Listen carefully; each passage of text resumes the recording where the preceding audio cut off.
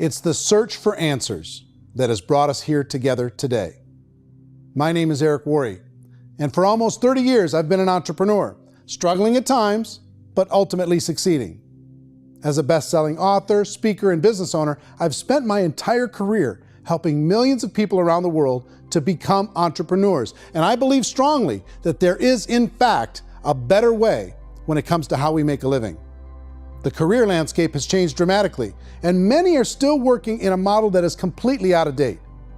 What worked for previous generations isn't working as well for people today. In this film, we're going to explore 3 important questions. First, what's really going on in our working world today? Second, in this new economy, is it better to become an entrepreneur, or is it safer to work for someone else?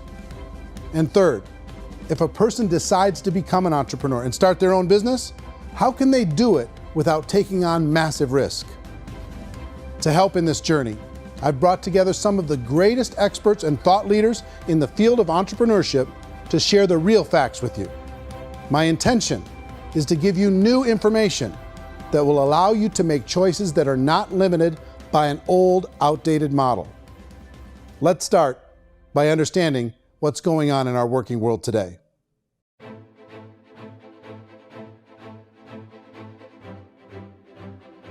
Let's look at unemployment. 30–40% of the people are honestly not working, but would be working. What our government does is if you haven't found a job in 6 months, we don't call you unemployed. We pretend you dropped out of the labor force. I've often said that unemployment, particularly structural unemployment, that's unemployment due to technological changes, is the first sign of economic growth. Think of it, 10 people live on an island. They go out every day and fish. One day, new technology shows up. A missionary brings them a net. Now, using the net, one pilots the boat, one throws the net. 2 fishermen can do all the work 10 used to.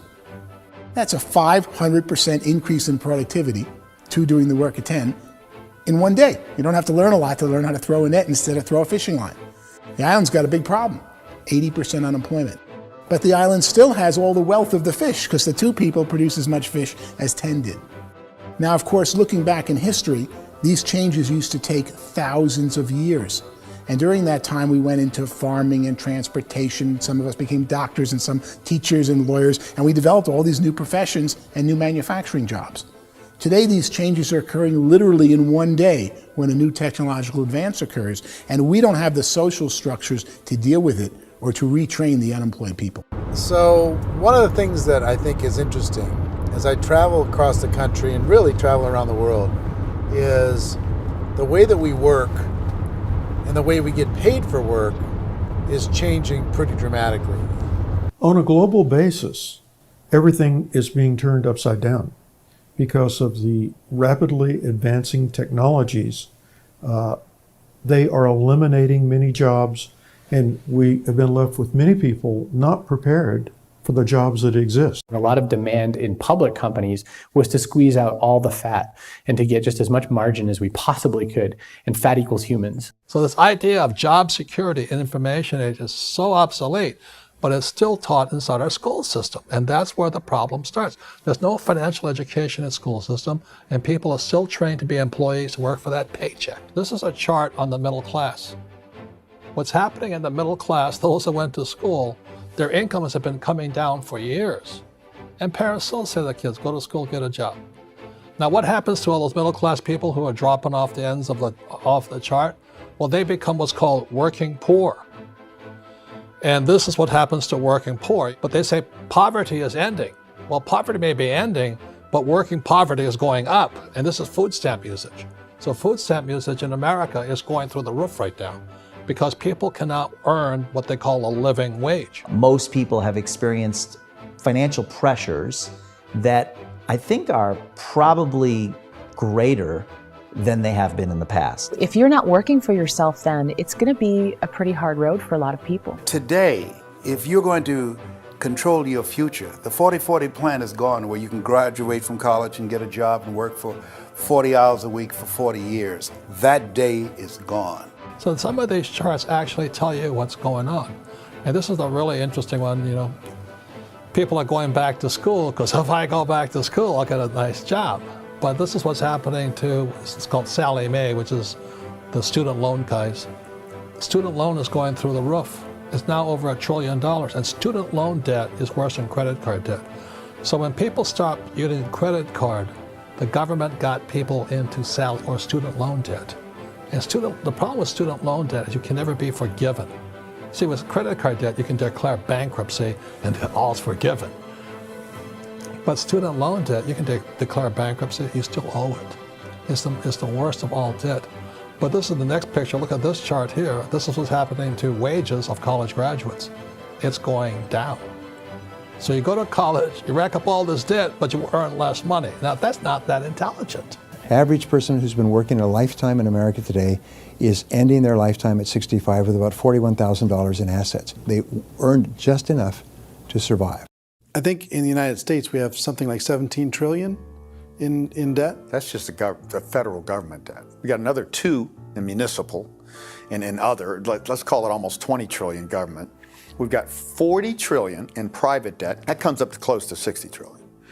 When you then add something we never had before, what you were talking about, when we look at the unfunded portion of Social Security and primarily Medicare, Medicaid, that at the most conservative estimates from outside firms, Kleiner Perkins, 67 trillion and growing. That's more than all our other debt. There's less conservative estimates that say it's 84 trillion or higher. I added up conservatively $127 trillion in total debt. Debt is a financial drug. When you take it to excess, it's like taking a drug. Yeah, it makes you feel better, it enhances your performance, but at a huge cost, eventually it kills you. And so that's what happens. We keep doing more and more debt, and you get less and less results, just like a drug, until the debt gets so high that it crushes the whole system. That's where we're at, 8.2 times GDP. You know who I feel sorry for? I feel sorry for the person who dreads going to work, who is sick to their stomach on Monday morning, who hates their alarm clock, who gets a little glimmer of hope on a Wednesday because it's hump day and says, thank God it's Friday. And they live for those 2 days a week where they get to be themselves and they don't have to be around people they don't like, and they don't have to play the political game in the office, and they don't have to live this half life. The person that works 50 weeks a year just to be able to have the 2 weeks for vacation. And you know what happens to most of them nowadays? They don't have a vacation. They have a staycation. They have time off of work, but they don't get to go where they want to go because they're overextended. They've got all this debt. They got all this situation. They hate their alarm clock. They can't sleep until they're done. They have to spend most of their life in traffic. I feel sorry for that group of people because there's a better way. They just don't know it. I see this really interesting attempt at rugged individuality in a 6x8 rectangle.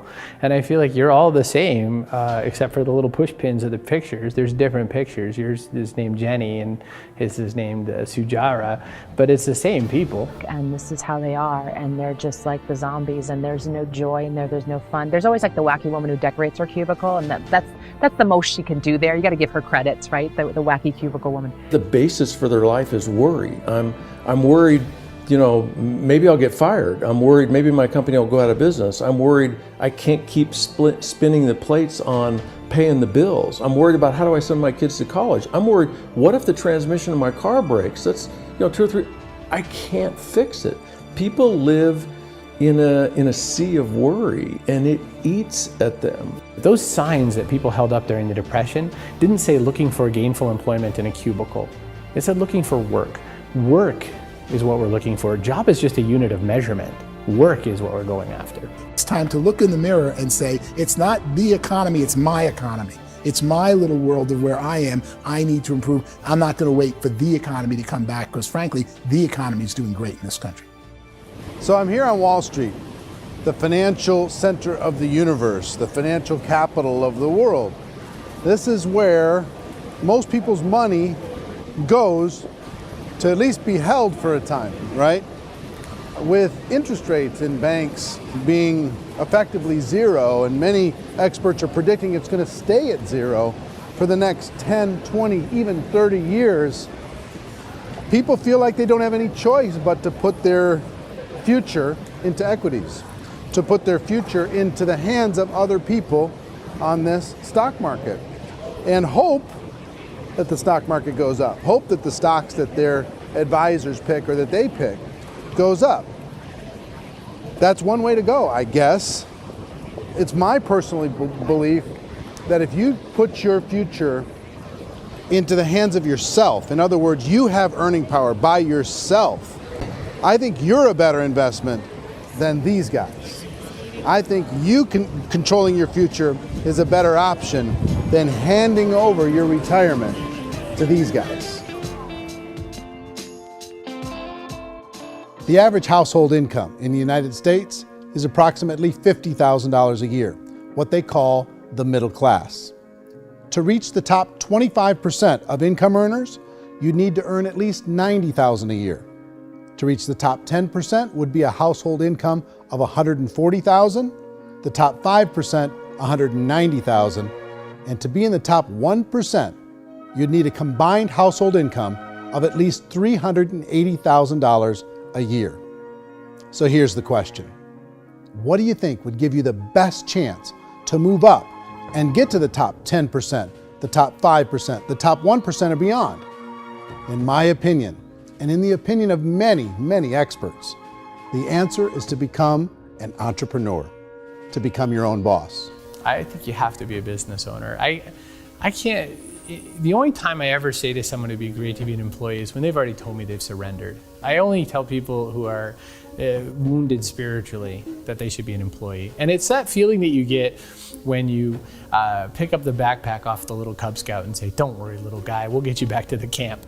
You know, it is in no way a kindness when I tell someone they'd be a great employee. The other status symbol really increasingly is lifestyle. And people who can own their own business, maybe even work out of their house, that I tell you, people admire that. Like, gosh, I wish I could do that. The spirit of the entrepreneur is to be a risk taker and to be resourceful and unstoppable and to have a vision of yourself beyond where you are and not willing to settle for life as it is. You think about the great entrepreneurs, they're visionary, they have heart, they're willing to do today what others won't so they can do tomorrow what others can't. Personally, I don't think of the new economy, the old economy. I create my own economy. The entrepreneur's in control. I decide what the economy is going to be like. In the world of entrepreneurship, there are no limits. You can make as much as you want, depending on how much you want to work and how smart you are and how great a team you put together. There's no more lifetime rewarding business than being an entrepreneur. Why in America, where anyone could be anything, would people want to give up their freedom and become effectively a modern-day slave, told shut up and be here every morning at 7:30, leave at 5:30, and do what I tell you? If people decide to become an entrepreneur and work for themselves, they have some traditional options, but they're riskier than you might think. Any kind of a retail business, retail build-outs is extremely expensive. Even just these small little yogurt stores where they're putting little yogurt machines and you get all the different flavors, you're spending $200,000, $300,000, $400,000 to open a yogurt shop. I would love to buy a Dunkin' Donuts, but it's $500,000 or so to start. I don't quite have that just in case money. Risking lose it all, and most guys do 2 or 3 times, and even big guys like Branson, because I'm such a fan of his, half his companies don't work. If you make $1 million, your problems are going to go. If you make $1 billion, your problems are really going to go. Just the opposite. You and I know when you're making $1 million, you got $1 million responsibilities. You make $1 billion, you got 1,000 times $1 million responsibilities. And most people say, I'd love to be my own boss. 70% of Americans would love to be their own boss, according to recent polls. But they don't know how to get there. Because what are you going to do? One, you could buy an existing business. If somebody's selling an existing business, you have to ask why. Usually because it's probably hard. It's probably not making as much money as they hope. 2, they could buy a franchise. A little less risk, proven system, but it's expensive to be able to do that. 3, they could start something from scratch. And that's where a lot of people feel like, I don't have the chops to do it. I don't have the money. I don't have the product idea. I don't have the expertise. I don't have whatever it's going to take to be able to get there, and I can't risk my family to do it. So 4th, they could become an investor. A lot of people in this town invest to try and figure out a way, but you got to be pretty smart with that game too, right? Venture capitalists, who are the very best and most sophisticated in investing in new breakthrough businesses, make it on 1 out of 11. That means 10 out of 11 are mediocre or fail. Most of them fail. That's the risk there. An angel investor is lucky to get 1 out of 15 or 20. A business is a team sport. Like, I have to have accountants, I have to have engineers, I have to have system designers, I have to have sales, marketing, I have to have accounting, I have to have mission statements, I have to have legal and all that. The average Joe Schmo, even me, I go out there, I don't have the skills to put a business together. I think the bottom line for the 4 traditional options is they take money, sometimes a lot of it. They take expertise, and they take time. All of that adds up to just too much risk for most people. I bought a business from somebody else and it was a lot of work. And you start wondering, what did I just buy? Because I guess ultimately I own your email list and I just overpaid for it. People that start their own business, they spend a lot of money, they spend a lot of time, a lot of effort to get things started. And the more you invest on the upfront, the harder you typically work at it. I can tell you what the success rate is of a restaurant. What is it? They're crazy enough. About 90% of them fail. About 90%, in how quickly? Year or less. Wow. And if we're talking non-franchise, we're talking franchise, Sure. That's totally different. Yeah. But our students aren't getting franchise restaurants. You got to invest the big money. Exactly. And with someone like McDonald's, you've had to work with the company for a long period of time, really know the To even have a business. chance at investing $1 million. Have a chance, and it's a slim chance. What if there was a way that you had all the proven aspects, the comfort aspects, and you could still control your own life? What if there was both? In other words, you didn't have to create everything from scratch. You didn't have to be a super leader. All you had to do, what if there was a proven product already? You didn't have to create the product. And there's a proven system already, proven training already. Everything except an employer. That was the only thing that you didn't have. Do you think more people would be open to working for themselves in that environment?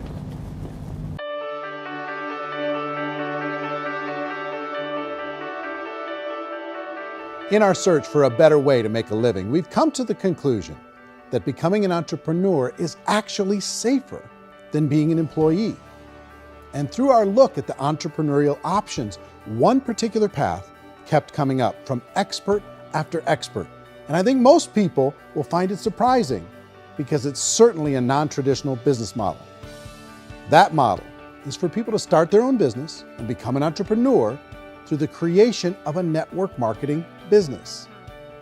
Some people call it direct selling because the product is being sold directly from the manufacturer to the end consumer, cutting out the middlemen. Other people call it multi-level marketing, or MLM, because there are multiple levels of commissions paid. The most common term today is network marketing, because network marketing best describes using a large group of independent distributors, independent entrepreneurs, to move a product or service more efficiently. So my friend here, Donald Trump, and I, we always write about the network marketing industry. And the reason we support the network marketing industry is because it really is a business school for entrepreneurs. Because most people come out of school looking for a paycheck. Oh, that's terrible. I went to network marketing like that. I think if it didn't exist, we should invent it. It is that good. I think direct selling is a great way to do business today. It's very easy to get into that industry, and you can be self-employed, be in effect an entrepreneur. When we see multi-billionaires adding network marketing companies to their portfolio of companies, that would be a clue. When we see people who are very famous authors and very famous business people endorsing the industry, that would be a clue. These network marketing companies aren't $50 million companies, they're billions and billions of dollars. They lead the stock market, they're major companies. When we're going to get it? You know, and you're going to school to work for a paycheck, but if you want to be rich, be an entrepreneur, and network marketing gives you the spirit to be an entrepreneur. A traditional company will spend up to 50% of their total revenue on marketing. Network marketing companies use a different approach. Instead of having all that extensive marketing expense, they utilize a network of independent distributors to do the marketing for them. Now, why do they do this? First, because word-of-mouth advertising is so much more effective today than traditional media advertising. Second, some products need to be explained or demonstrated and an independent salesperson can do that more effectively than an ad campaign. Third, it's completely efficient. The company only pays for the marketing of their product if a sale happens and not before. Imagine if Amazon allowed you to become an independent distributor and paid out 40% of its revenue to that distributor group. All you had to do as a distributor was recommend a product, and if a person bought it on Amazon, Amazon would take care of all the logistics and you'd get paid for bringing the customer. Now imagine you got paid for every purchase that customer made for the rest of their lives. Well, Amazon doesn't offer this option, but network marketing companies do. 85% of all buying decisions in our society are made as a result of word of mouth or reputation. We're recommending things to each other all the time. You know, who's your dentist? Who's your doctor? Who's your lawyer? What detergent, are you using? What legal system are you using? What product are you using? We're talking to each other about the things that we love anyway. When you go into a big box retailer, you're lucky if the clerk looks you in the eye, much less gives you any detailed or accurate information about what you're purchasing. So of course, this personal information, this education coming from a friend, a neighbor, a relative, or even a stranger, but one who has experience with the product is extraordinarily valuable. As a matter of fact, network marketing can educate consumers probably better than any other form of marketing. It certainly can do better than advertising, because advertising usually has a certain hype to it and you can only get limited information. So, network marketing trumps advertising. If you were a typical sales company and you wanted to sell $1 million a month worth of product, you might go find 100 superstar salespeople. The quota would be $10,000 a month. So network marketing as a distribution system just flips the numbers. So we use 10,000 happy, raving fans of a particular product, and we don't concern ourselves so much with how much product each one of them individually sells. If they sell just $100 or $200 a month, and there's 10,000 of them, you're selling $1 million to $2 million a month worth of product. And that's the best way I can explain how network marketing works. This is the marketing arm of the company. There's not money being wasted on bricks and mortar. There's not money being wasted on inventory that's sitting stagnant somewhere. There's not of employees standing around that don't have customers. These are people that are going to connect with customers. These companies allow people to become independent distributors for extremely low cost and with no minimum time or sales quota. Essentially, they own their own business and can provide as much or as little sales as they choose. In other words, the distributor gets all the benefits of traditional business ownership without the risk. The advantage of network marketing is the ease of entry, the low risk, and the low startup cost, because almost everything else has very high risk. You can get in for a minimal investment. You're buying into a system that's already been proven, products or services that have been proven to work. The keys to network marketing is providing an opportunity for the masses to get involved, providing an opportunity for the average person who doesn't have the resources to start their own business. All of this so far is fairly straightforward, but network marketing offers another benefit, and it's this benefit that makes it so interesting for entrepreneurs. Network marketing allows a distributor to build their own network of other distributors and then compensates them on the sales created by that entire group. Direct selling is, at its base, very simple. It's the sale of a product or service to an individual on a face-to-face, one-on-one basis, just the way we're talking right now. But there's an important element as well, and that's the offering in conjunction with that sale of product, the offering of an opportunity for someone to make something of themselves. No matter what your social status is, no matter what language that you speak, I mean, look how many unbelievable people are becoming successful to speak every kind of language out there. What an awesome gift to give the world. Instead of having to work your way up in a system and prove that you could be a sales manager, they just decided everybody can be a sales manager. Everybody gets to build a sales team from day one. And so what that brought into the system of growth as a direct selling company is the concept of compounding or geometric progression. Because now you can actually grow a sales force very quickly because everybody is enrolling people in their own sales force. People who are like, oh, this is weird, I'm building a sales team, or what do you think you do at a regular company? How do you think a regular company works? Network marketing is the only industry that doesn't say your past determines your future. It looks at your past and says, okay, now what can we train you to do so you can have a great future? Every other employer out there wants to exploit you for what you already know, not teach you something new. Network marketing has the potential to save the United States and the world because it's going to teach people not to be employees, but to be entrepreneurs.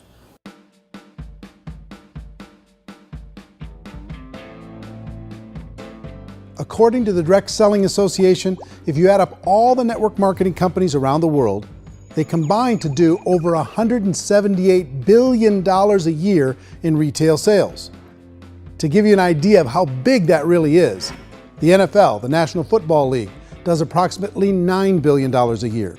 The music industry does a little more than $16 billion a year, and the movie industry does about $80 billion a year.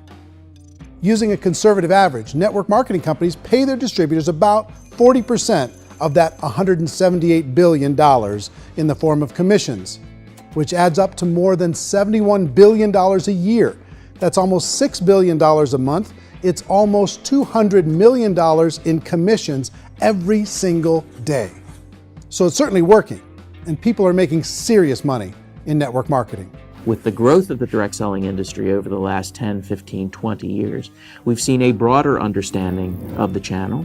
We have seen more and more people getting involved in the business, so our penetration in the marketplace has increased, and thus the understanding in the marketplace of who we are has increased. And we've seen non-direct selling companies look at the direct selling model and say, something's going on there. People are making money, companies are being profitable, individuals are being motivated, product is being delivered to market. Maybe we should explore this. Some people think only the people at the top make money. Well, let's take a look at that as well. In the network marketing profession, there are roughly 500 people in the world who earn over $1 million a year. If you round that number up to $2 million a year, that adds up to about $1 billion a year. That takes the $71 billion paid out each year down to $70 billion. So where does the rest of the money go? The vast majority goes to part-time people making anywhere from a few $100s a month to many thousands of dollars a month. It goes to people who choose to make it a full-time career move and earning even more than that. Every day, people are using the money they earn through network marketing to pay off debt, have more fun, and improve the quality of their lives. Everyone I know in network marketing has been doing that since the 50s.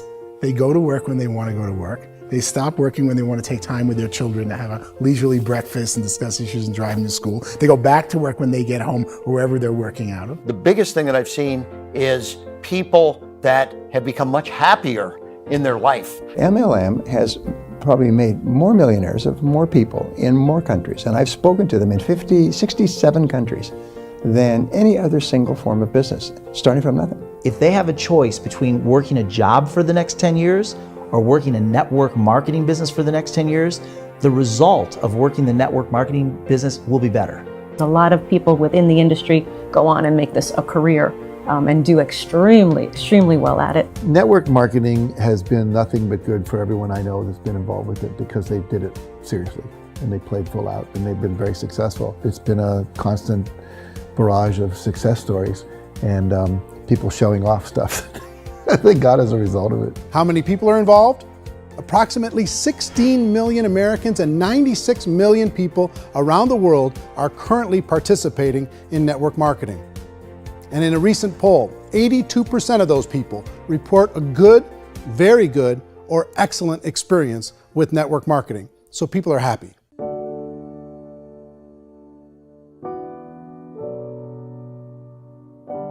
So I've taken a look at the network marketing profession and really tried to understand why so many people are confused as to the validity of this as a business. One is this pyramid shape. People get really messed up with this pyramid. Oh, it's one of those pyramid things. So I just think there are a lot of haters out there who really don't understand the industry and say, oh, it's a get-rich-quick scheme. It's a pyramid. Well, corporate America is a pyramid scheme. You know what I mean? It goes like this. You have thousands of MBAs, let's say working for Ford or General Motors or Coca-Cola. If all these MBAs, they're all trying to get to here, that's a pyramid. Only one guy's going to make it. Every 10 years, one's going to make it. Whereas you look at network marketing, it's like this. So you're here, and your job is to develop other CEOs coming up behind you. So it's an inverse pyramid. In network marketing, it's a very simple concept. If you sell product, you get paid. It is paid based on production. There is no first mover's advantage. There is no investment component where the more somebody spends, the more they're entitled to make. So the two are polar opposites of each other. It doesn't matter what shape the company is or the compensation plan is shaped, whether it's a circle or a pyramid or a triangle or a trapezoid, it doesn't matter. If compensation is coming primarily from recruitment, then you've got a problem.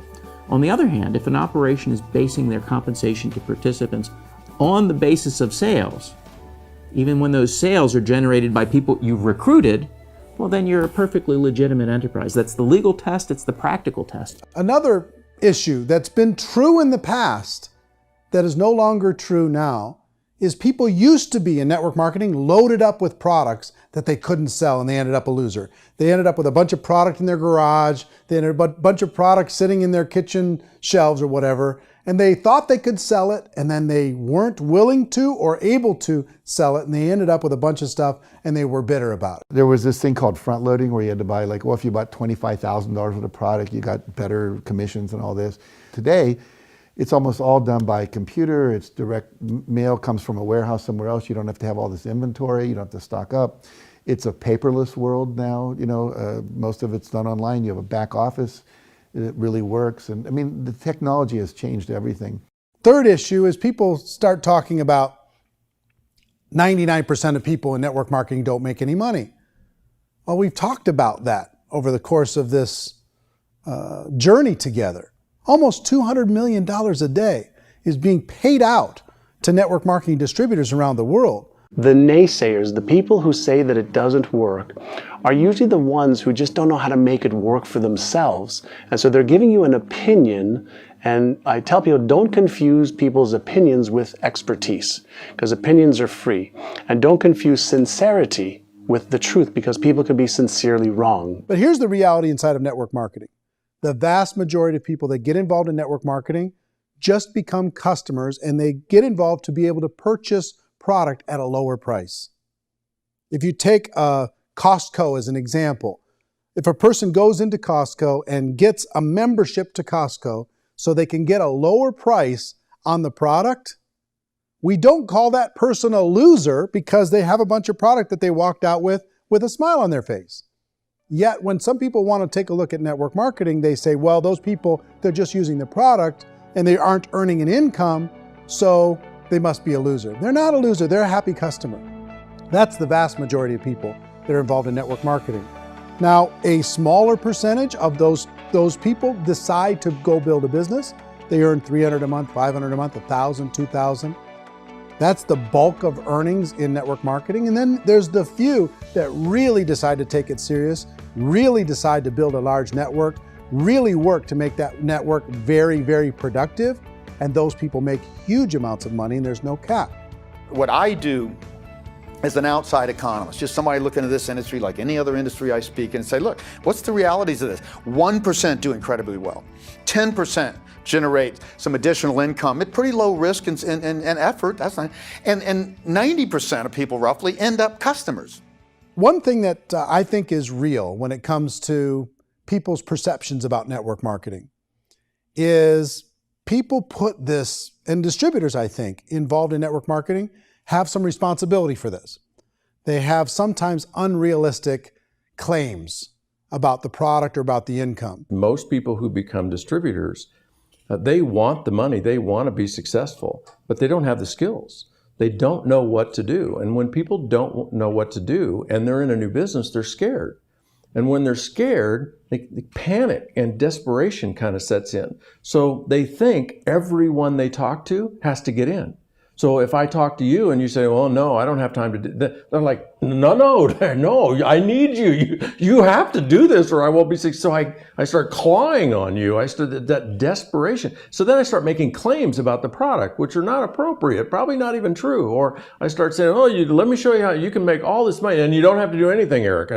And so you just totally misrepresent the opportunity, and you're clingy with people because you think you need everybody to be successful. and you don't. You know, one of the messages that I try to deliver most forcefully to companies as well as salespeople in direct selling is that you don't have to overpromise. The reality is in network marketing, there's a lot of hard work involved. There's a lot of effort. You're going to have to develop yourself. It's a business like anything else. It's going to take some time, but in my opinion, it's better.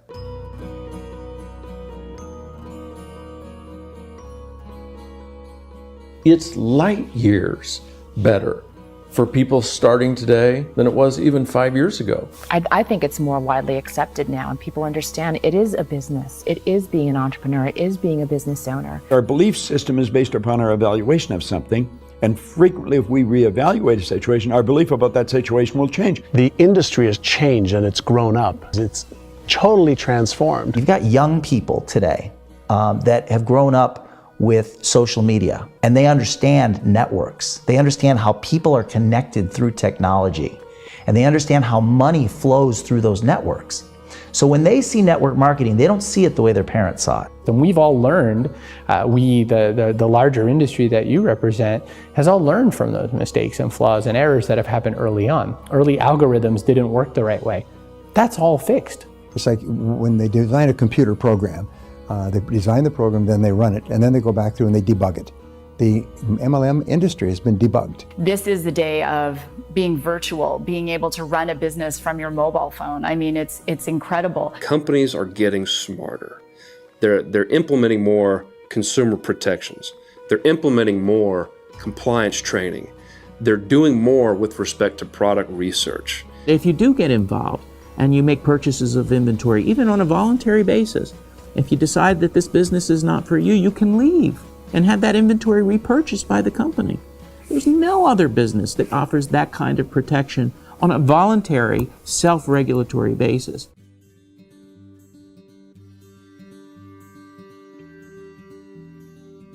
If you decide to look further into a network marketing business in order to generate more cash flow for your family, I would recommend reviewing the following 4 elements. First is the product or service. And on the product or service, I would ask 5 important questions. 1, do you like it?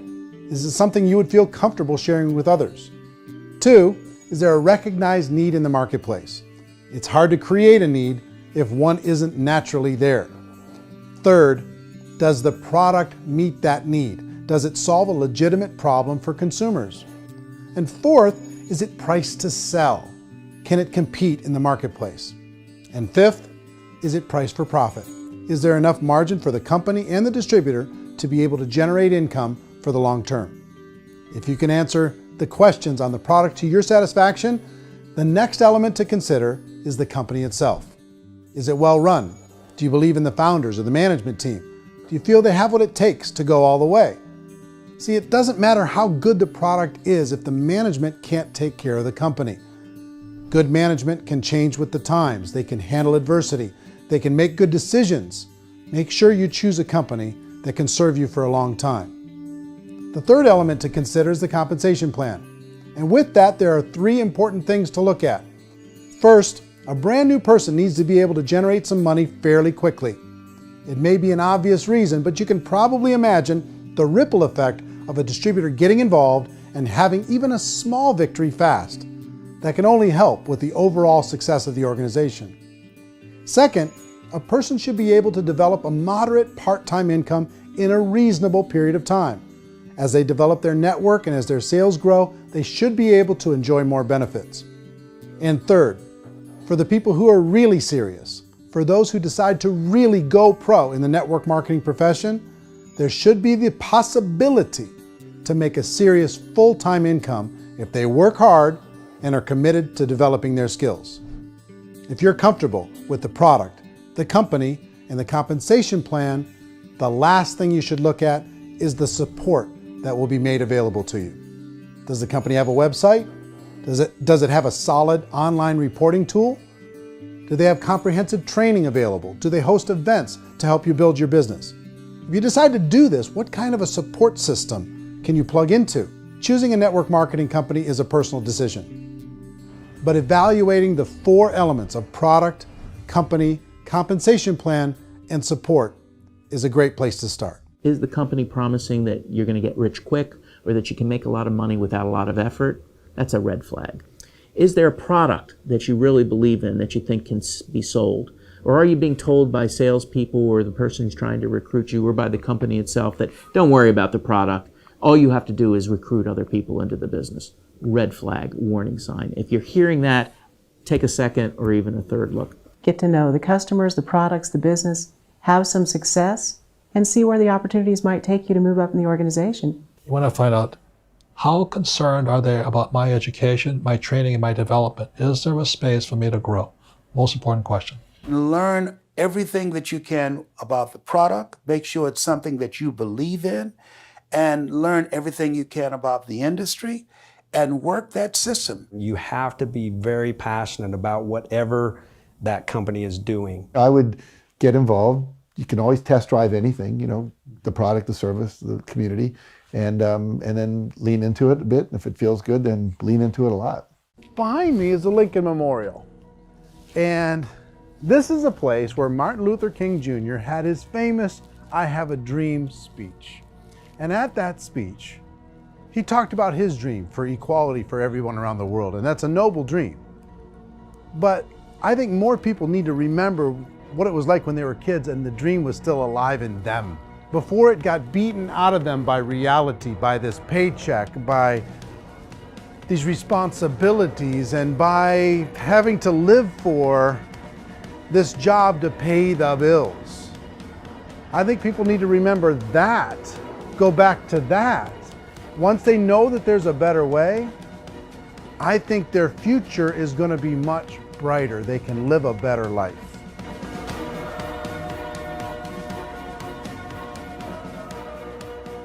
So if you're considering getting involved in a network marketing company, let me offer you just a few pieces of advice. First, network marketing isn't perfect. It's emotional, it's challenging. Like any entrepreneurial venture, it can have its up days and its down days. But if you have an entrepreneurial bone in your body, it's just better. Second, if you're gonna do it, decide to be professional. Decide to go pro. It's better to do that than just be this amateur sticking your toe in the water. Third, as any professional, you're gonna have to learn some new skills. And I promise you, inside of the network marketing profession, they're not too difficult to learn. Fourth, like anything worthwhile, it's gonna take some time. Don't expect that you're gonna get to the finish line right out of the gate. And fifth, it's worth it. It's worth it to be able to take charge of your life again. It's worth it to be able to control your own financial situation. It's worth it for the people you're going to be able to spend time with. It's worth it for the things you're going to be able to see and the experiences you're going to be able to experience. It's worth it for the causes you're going to be able to contribute to, the lives you're going to be able to touch, the customers you're going to be able to help, the friendships you're going to be able to develop. I promise you, it's worth it. Remember, most people are searching for answers just like you are. But I do have to tell you the catch to network marketing. If there is a catch, if you want to understand this from an emotional point of view, people say, well, it sounds too good to be true. It's not, it's hard work. But here's the catch. Most people still don't understand it. So you're going to have to endure the loss of social esteem from ignorant people. The uneducated will think less of you. Now, if you can handle that, you're on your way. If that's going to destroy you, you know what? Entrepreneurship in general probably isn't in your future. If you can face that catch, you can become unstoppable. I want everyone to really contemplate this if they're not in network marketing. You're in a job, you probably have a mortgage, you have rent, you have debt, whatever's going on. You're in a prison. You work just hard enough to keep them from firing you, and they pay you just enough to keep you from quitting. Come on! I've been there, done that, and bought that t-shirt. In network marketing, if you run into failure, it's really just a homework lesson for yourself. There's no one to blame. You really have no excuse not to be successful. You just don't. People don't want to hear that, but there's so much available to you. If you want to be a good network marketer, be a student to the people above you, be a fellow traveler to the people on the same level, and be a teacher to those below, and know when it's appropriate to do which. People who are not afraid of asking people to buy things or not afraid of persuading people with a chance they may say no. These people own the future. Nothing happens until something moves. So you got to go move, you got to go do something, or nothing's going to change in your life. In the beginning, you're going to do a lot of things that you don't get paid for. But as you go down the road, you get paid for a lot of things that you don't do. And your job is rehabilitate the spirit, the entrepreneur spirit in all of us. You get it back. Either give it a strong yes or a strong no, but no wishy-washy, dilly-dally stuff in the middle. There's dreams and there are nightmares, but I believe that the biggest nightmare of all is when you don't pursue your dream. You're going to see some monumental growth in this profession. It's an exciting, exciting time to be involved with the network marketing profession. The next 10 years, I see just exponential growth. When that tipping point comes, it's not a matter of asking somebody, have you ever heard about network marketing? You're really asking them, which company are you building your wealth in? We are here to fix the world, to improve relationships with other people, to improve other lives. And the real reward comes as an entrepreneur in any level from teaching somebody something and watching them soar. There is no greater reward.